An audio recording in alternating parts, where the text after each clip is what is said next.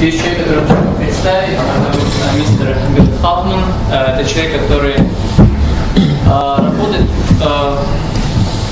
человек, который ищет потенциальных инвесторов, главным образом в образовательной сфере, занимается этим делом уже очень много лет, работает с компанией, которая выручка годовая варьируется от 25 миллионов до 300 миллионов долларов в год. То есть это человек, который по-настоящему всегда знает, что такое soft skills, и у него есть богатый опыт, и он хочет с ним поделиться.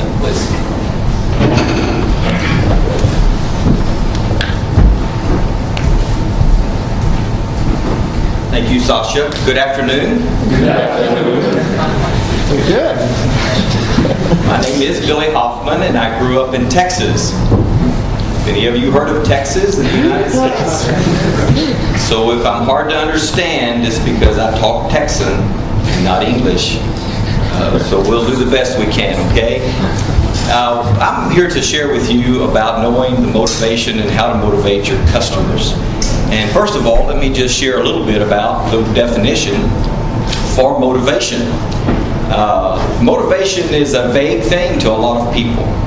But in some things, you can make it very crystal clear and make people react just the way you want them to react.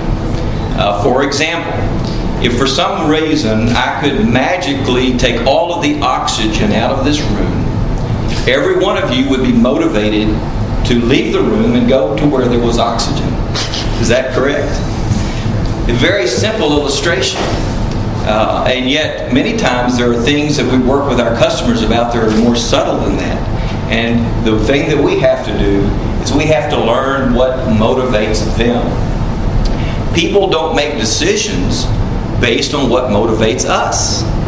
We may be very excited and want to build a strong engineering company, but other people may not be so excited about that. So how do you get your customers, and what could also be your employees? In many ways, your employees are your customers because you're trying to motivate them as well. So the thing is to understand motivation. I'm going to give you a 3-word definition for motivation. And that definition is desire for change. Desire for change. It sounds very simple, and it is very simple. Sometimes guiding people to the change that you want them to make is somewhat difficult. But desire for change is what it's all about. I want to share with you a story of one of my customers that was introduced to me a number of years ago, early in my career.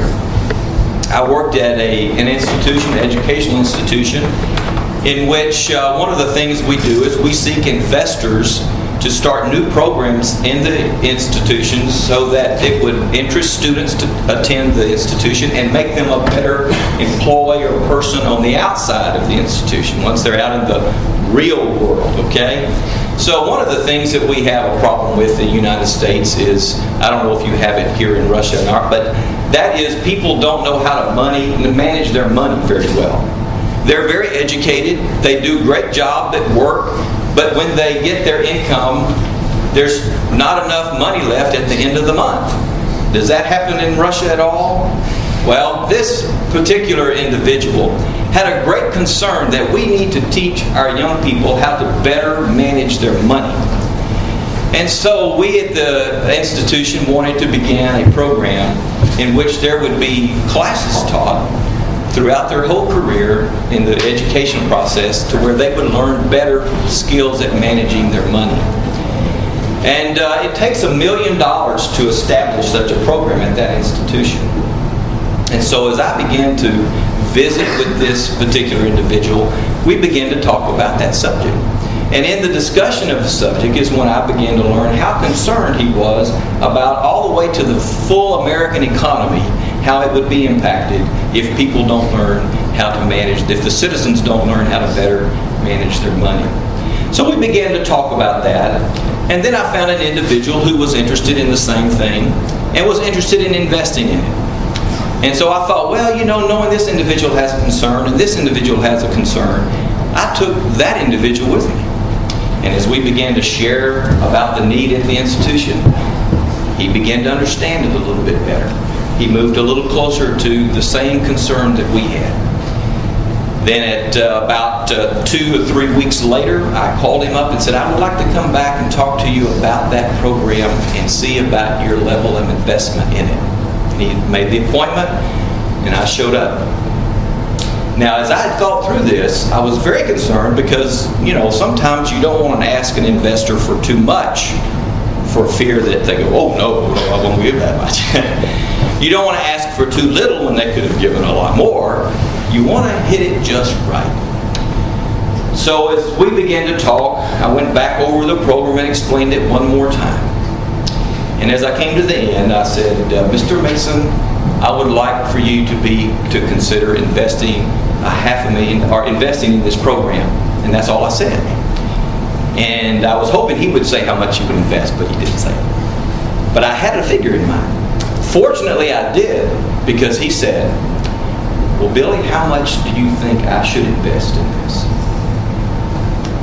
Well, this was very important at that moment to know my customer well and what his motivations were. And I said, Mr. Mixon, I would like for you to consider investing $500,000 American dollars in this program. And he goes, that's exactly the figure I was thinking. I said, oh, right, that's when you know your customer. I can't say it's a magic formula, because it just was a matter of getting to know him better and moving him toward a point of decision. And in that point of decision, there's one more point I want to share with you. And that is a truth called an attitude stair step. I will write this one on the board for you. I'll do it over here.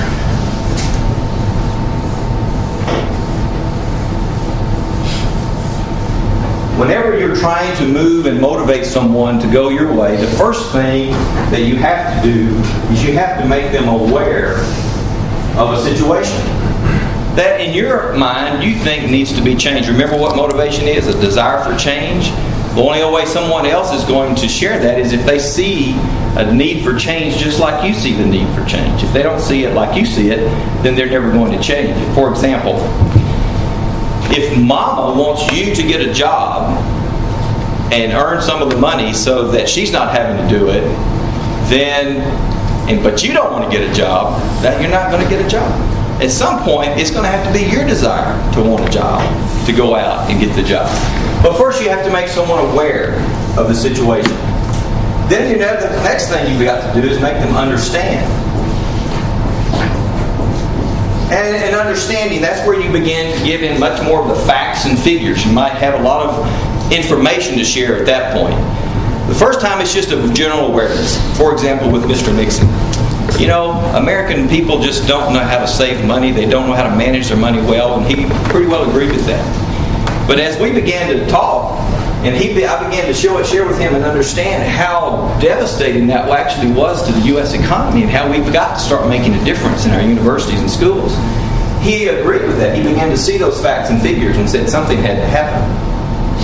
The next thing that you do, you begin to talk in terms of concern. He moves from just understanding to where he really is concerned. He fears for the next generation of Americans. They won't have the incomes and won't manage them well enough to survive to retirement. And then after concern, he comes to a point of, what did I say was the word? Dissatisfaction. Wait a minute. Don't write this down. Dissatisfaction. And then we'll have one more step, and that is action. And action obviously was when I asked him to invest in the program. So this is knowing motivation and moving people through it, understanding of where they can get to a point to make a decision. One final time, I will use one more illustration. You're a young man and you meet a young woman.